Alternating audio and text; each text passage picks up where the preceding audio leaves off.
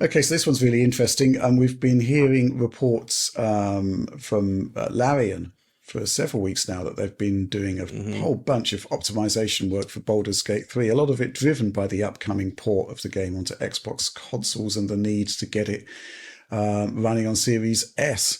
Patch 5 is out now, and Alex has been looking at it, and everybody knows that, well, we're going to be going straight to Act 3, right, Alex? Right. Yeah, that's the place that matters. I mean, there's bits of Act 2, later Act 2, where it'll also start showing issues.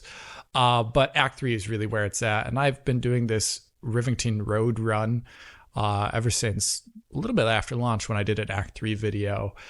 And here in the original version, if you go back to that Act 3 video back then, it wasn't good on a high spec PC with a 12900K, but if you went down to something like a Ryzen 5 3600, which I also showed in that video, you could really see that it was like borderline 30 FPS for most of the run, and the frame times were not great.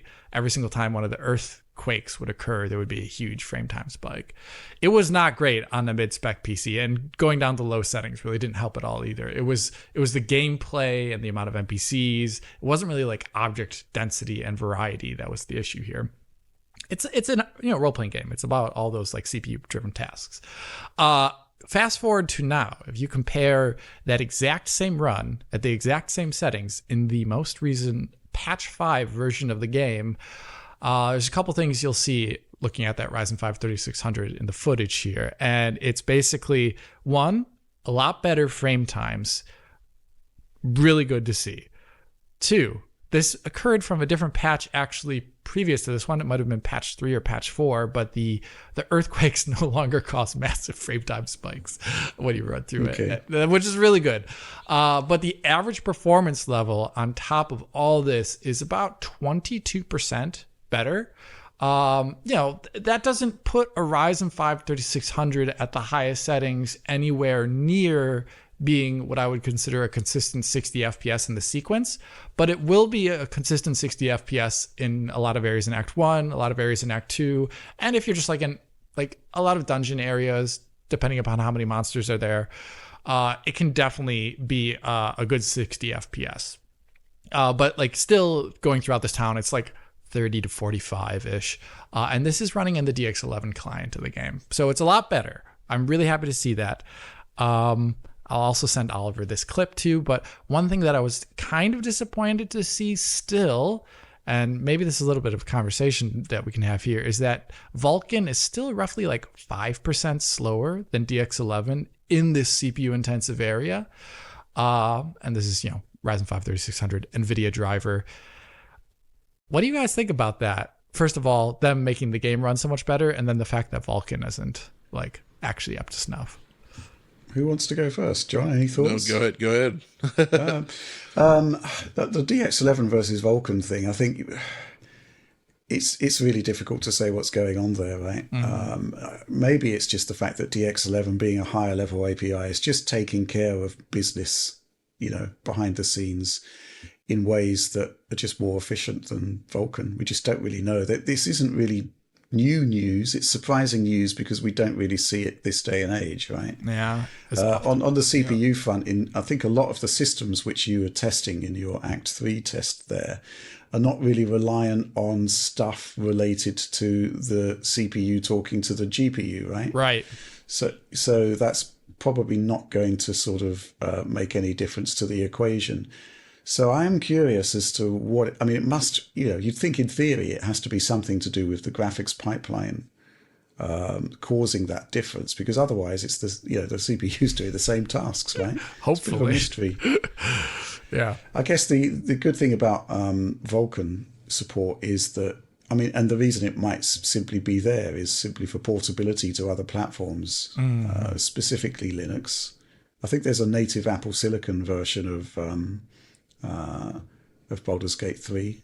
I don't know if there's a native Linux one, but if there is, that would explain why Vulkan was a good thing to have. So, yeah, interesting, right? I couldn't really speculate any more on that. I'd love to get some explanation on where the 20% of extra performance came from, because I was looking through various interviews and it just seems to be, quote unquote optimizations. that's a hell of an optimization to do if your output to the screen is basically the same, right? Yeah, that's the thing is, as you watch the original version and the newest version side by side, this is going to be 1080p since it's DF Direct, and there's a little bit of compression there too between the recordings, but you'll see that it looks pretty much dang on the same. Like, it is not different. So what did they do? I suspect it's a lot of little things. Like, talking to engineers that do this kind of optimization work, it's just going through with a fine-tooth comb and like winning back like point something milliseconds here, point something milliseconds there, and finding enough of those little cases to like slowly push it up. Or maybe there was something in there that was just running too slow, and they're like, oh wow, okay, we found this problem here, and suddenly they win back a bunch of milliseconds. Like, right. Like it could be either of those, I suppose, but it is interesting, and it just shows, that there's still more work to do under the hood, I guess. And it's fascinating to see that in action and pay off. Yeah. I'm also I mean, if a lot of this is down to optimization for Xbox Series S, it's difficult to imagine that would be CPU optimizations, more memory optimizations, I'd imagine, because it's basically the same CPU as the existing PlayStation 5 version, right? Slightly beefier in some respects.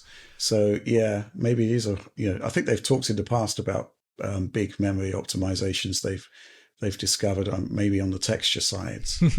But again, that wouldn't really wouldn't sort of translate to Act 3 running 20% faster. Yeah, I'd be also very curious to see BG3 Act 3 on the PS5 version, because that was like 20 FPS when you do this run.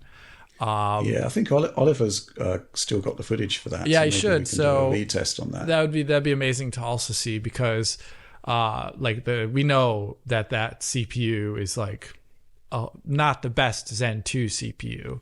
So putting it up there, and they also added things like dynamic resolution to the PlayStation 5 version.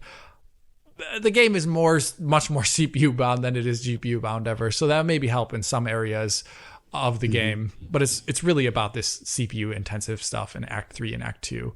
I actually love the idea, though, that Series S kind of keeps pardon the wording, but like keeps developers in check with regards to optimization for things, because you can have like a 2048 by 2048 banana texture with no MIPS or something like that lying around in the game, and Series S makes you make sure that you at least have MIPS for that thing. You know what I mean? So it's kind of, I like this idea that Series S and console versions in general do kind of put the pressure on to ship a version that's good enough, and then you have to go back through the game, actually start putting in optimizations there. Some of them may be visible. I bet the Series S is going to have visual cutbacks in some aspects, but it also, in terms of the CPU stuff that is just apparently completely invisible to the user, this is only good news. So you're saying if there was a load-bearing banana in a scene, they'd be forced to address the load-bearing banana. The load-bearing banana. Yeah, it's like, like every other texture, the scene is like, it's okay. But then the banana, you just go like right in. You can see all those little brown dots. No, I actually think that the Series S is actually useful for that sort of thing for PC gamers as well, because and I would say the Steam Deck occupies a similar space.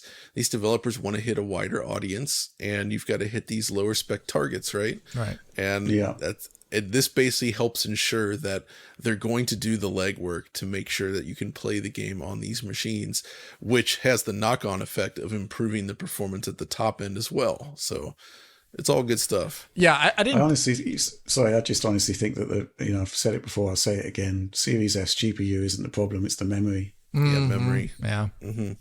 Graphics scale. That's what they do. Any final thoughts on Baldur's Gate 3 before we move on now, Alex? No, I mean, I would still like to see some more improvements with regards to the Vulcan side of things. It would be nice if Vulcan was a straight win. So, because if you get to Act 3 in this game, I showed it back in the original video, but Vulcan was fine in a completely empty desert. But that's not where your CPU issues came in at all. And that's where you were more GPU limited, and then Vulcan was slower on the GPU side of things on NVIDIA, at least. It would be nice to see Vulcan brought up to better than parity with DX11s, because then it'd mean great things for their forward-looking games in the future. Whatever they do, they're probably going to bring out another Baldur's Gate after this, considering how insanely popular this game was and is. So I would love to see Vulcan be the thing that they push forward the most after this patch, with a patch 6 or 7.